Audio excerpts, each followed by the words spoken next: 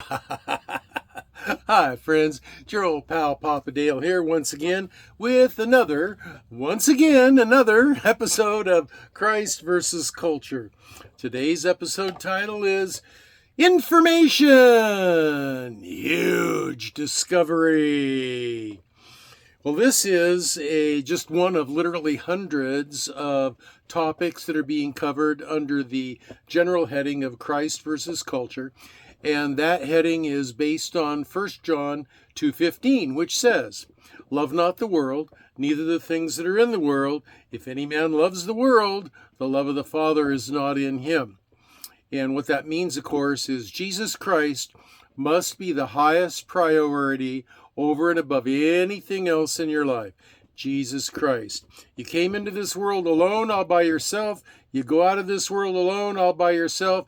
And the only thing that exists that is of eternal importance to you is the Lord Jesus Christ.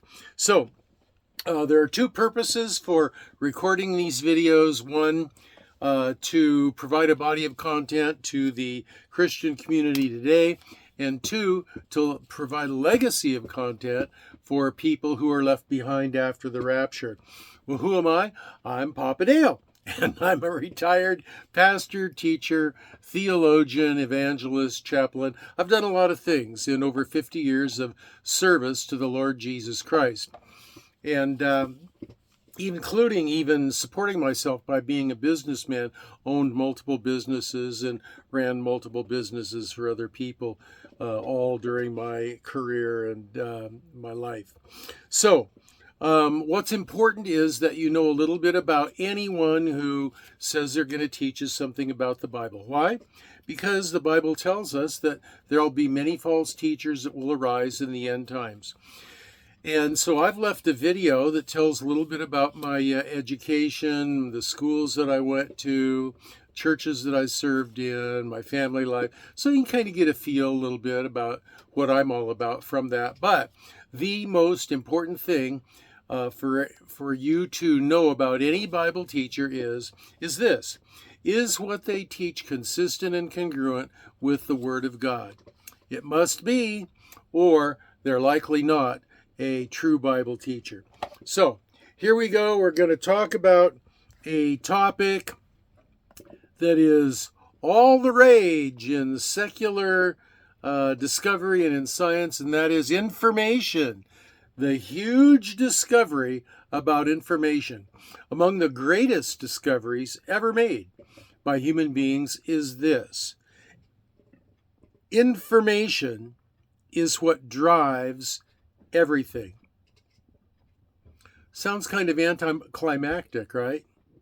Pretty insignificant, until you begin to think about what it really means. Without information, human beings couldn't communicate. This sentence would have no meaning. In fact, my Facebook page, my YouTube channel would have no content. See, content is made up of information. And everything in the world that has life to it is made up of information as well. Even more without digital information, the ones and zeros that make up computer code, computer information. In fact, computer programs could not exist without this code. Your laptop would be a meaningless, useless doorstop. Well, here's the thing about information.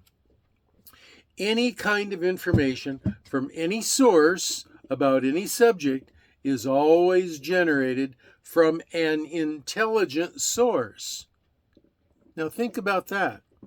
Stephen C. Meyer, PhD from Oxford, says there isn't a single example anywhere in the history of the universe in which information came from anything other than an intelligent source.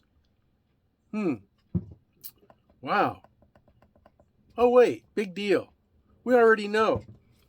Some really smart people created computers, and designers and coders are pretty much thought of as the definition of smart, They're nerds, but they're smart. So what? Well, here's what's surprising. It turns out that the existence of all living things depends on information at the microscopic and even the submicroscopic level. In biology, this information is found in intracellular form called DNA. And this is found not only in humans, but in all living things. DNA is very much like the computer code, but it is exponentially more complex. With computers, the coder's choice as they program code is between ones and zeros. And with DNA, the choice is between A, C, G, and T bases. When arranged in unique patterns, these base pairs generate a heart, or an eye, or a brain. The human genome, for example, contains around 3 billion base pairs, which makes up about 20 to 25,000 protein coding genes needed to create a human body.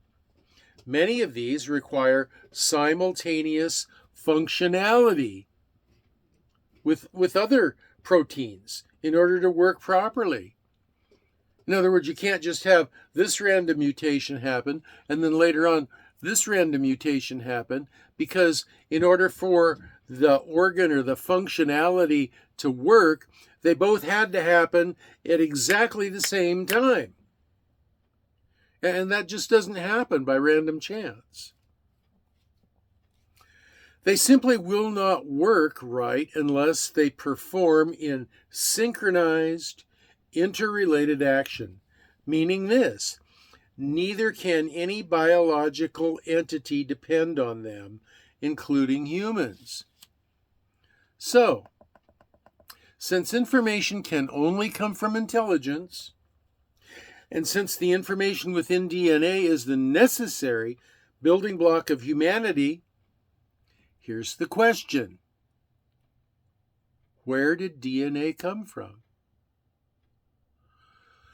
What intelligent coder, what intelligent designer created that code? And that's something that you should really chew on. Because it's my belief that the entire universe is designed by an intelligence, Yahweh, God. And that is demonstrated in the necessity of DNA for any life at all to exist. Any biological life, human life, animal life, plant life, any kind of life. And so the point is, this information coding had to be created by an intelligence. According to the Bible, that intelligence is Yahweh, God. Pardon me. So, those are my thoughts on information. Pardon me. The huge discovery of information. If you have comments, questions, or prayer requests, you can leave them in the comments section below. If you want to get really lengthy in your comment, there's a link to my Facebook page below. Take it there. If you want to read through these notes on your own, there's a link to those down below. And until the next video, if the Lord lets me upload another one, this is your old pal Papa Dale signing off for now and saying, I will be praying for you, all y'all, every one of you. As soon as I shut this camera off, I'll be praying that you will be well and that you will be blessed. And that is 2 thumbs up.